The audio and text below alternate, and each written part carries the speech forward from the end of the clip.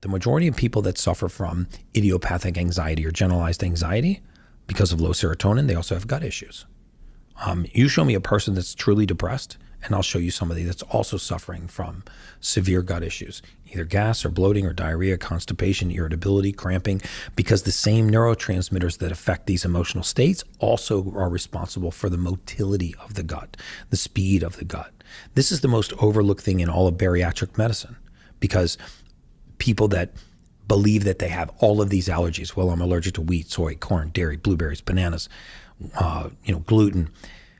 Yes, sometimes those individual allergies do exist, but the majority of time, even if you talk to somebody who says, yeah, I get bloated, or I deal with gas or cramping or diarrhea or constipation or irritability, I deal with all of these gut issues, irritable bowel syndrome, Crohn's disease, ulcerative colitis, all these names that we give to conditions of the gut. When you ask them, well, what are you allergic to? And they give you this laundry list of things. And then you ask them another question and say, well, if you're really allergic to corn, is there ever a time that you can eat corn and not have a reaction? The majority of time people will say yes.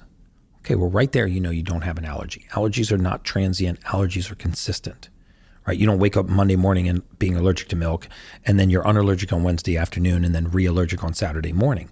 But what happens when people have gut issues that they can't explain is they always correlate it to what they last ate. And it's hard to make this connection. They're like, well, wait a second, I ate the same thing Monday and I was fine, and I ate the identical food on Wednesday and I blew up like a tick. So this is not an allergy. This has to do with the motility of the gut. So if you don't know what gene mutation you have that is causing a deficiency, then you don't know what to supplement with to restore gut motility. But once you do, the gut goes back to its normal pace. What's gut motility? It's the pace of the gut. So if you remember, Henry Ford was actually not made famous for the automobile. He was made famous for something called the assembly line. So the assembly line was just a glorified conveyor belt, right? And when you walked into his factory, they put a part on it at one end, and about every 6 feet, somebody stood and tinkered with that part. So it went to me, I tinkered with it, it moved to the guy to my right, he did something to it, moved to the guy to his right, and by the time it reached the end of that conveyor belt, it's fully assembled. This is very analogous to how the human intestinal tract works. It's 30 feet long, it's a giant conveyor belt.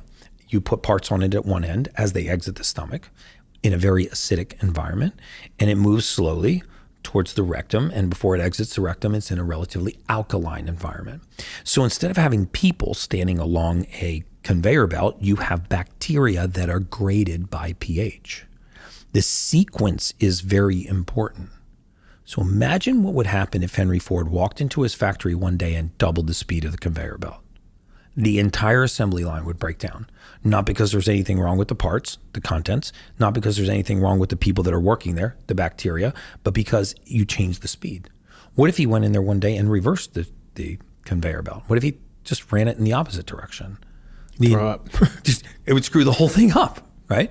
So by changing the pace of the gut, the speed of the gut, the conveyor belt, I've ruined this sequence of events.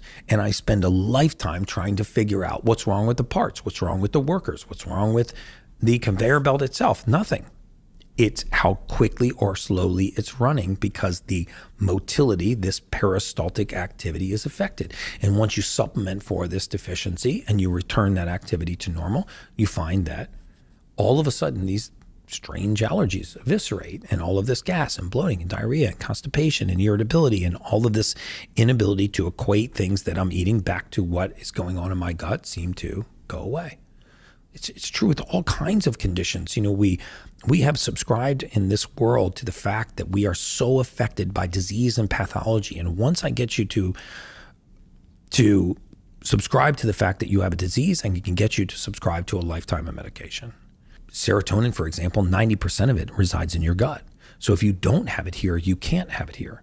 So depression rarely begins in the outside environment. It usually begins in the gut. Now, it may be trauma that led to the deficiency, but the fix is not in a chemical or synthetic or pharmaceutical blocking the brain's capacity to uptake these neurotransmitters. The fix is in restoring adequate levels to the body so it can naturopathically make its way back up the vagus nerve and arrive to the brain. Similar things are true with anxiety. I mean, if you actually have ever suffered from or know somebody who's suffered from anxiety, if you ask them 3 questions, you can find out very quickly that their anxiety is not coming from a cluster of symptoms. It's not coming from their outside environment. It is coming from within them. It's coming from their physiology, right? I mean, if you know someone who's suffering from anxiety and you say, well, have you had anxiety on and off throughout your lifetime? The most of the time they'll say yes. And then if you say, can you point to the specific trigger that causes it? Very often they'll say no. I mean, yes, I know some of my triggers, but I could be sitting in a podcast just like this in a very calm environment. There's no threats around, and all of a sudden I get overwhelmed by anxiety. I can be driving home from work on an otherwise innocuous day, and I can be overwhelmed by anxiety. Well, that is not coming from your outside environment, right? This is coming from a process called methylation, and it is caused from excess catecholamines entering the brain and an inability to downregulate these. So the body's entering this mild fight or flight response without the presence of a fear. See, remember that as sophisticated as we like to think our brains are, it's really not. Our brain is very primal. You know what the brain cares about? The brain cares about survival. And so it doesn't care how fat or skinny you are, how pretty or ugly you are. It doesn't care about your skin, your hair. It cares about survival. And so when we understand that the brain does not know the difference between perception and reality, we start to understand how it can play tricks on us. So I always use the example that, let's say you drove home tonight and you got out of your car. When you got home, you got out of your car and somebody was standing in front of you with a knife. It's a very real threat, right? You'd have a fight or flight response. Your pupils would dilate, your heart rate would increase, your extremities would flood with blood, your hearing would get very acute, your brain would flood with catecholamines. You are getting ready to fight or flight. But you could also be laying on the 30th floor of a condo building in bed and start thinking about getting eaten by a shark. There is zero chance of a shark getting out of the ocean, going up a 30th floor elevator, right? Coming into your condo and biting you in that bed. But you can have the exact same response. If you're watching a movie or something. Exactly. So one is entirely real, one is entirely perceived. The physiologic response is identical. So now once we understand this, now we begin to understand how I can feel the presence of a fear, which is what anxiety is. It's a fear of something happening in the future. Usually is not going to happen, usually hasn't happened in the past, and is not likely to happen. But it's this fear starts to build up.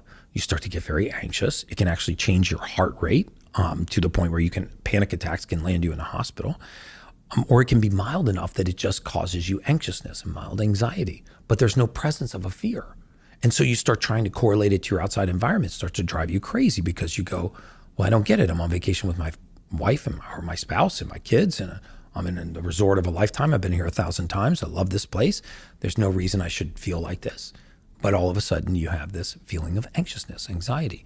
So these are lack of raw material in the human body. My mission is to try to help people by taking a genetic test once in their lifetime, find out where is methylation broken, and then stop supplementing just for the sake of supplementing and start supplementing for this deficiency so your body can thrive.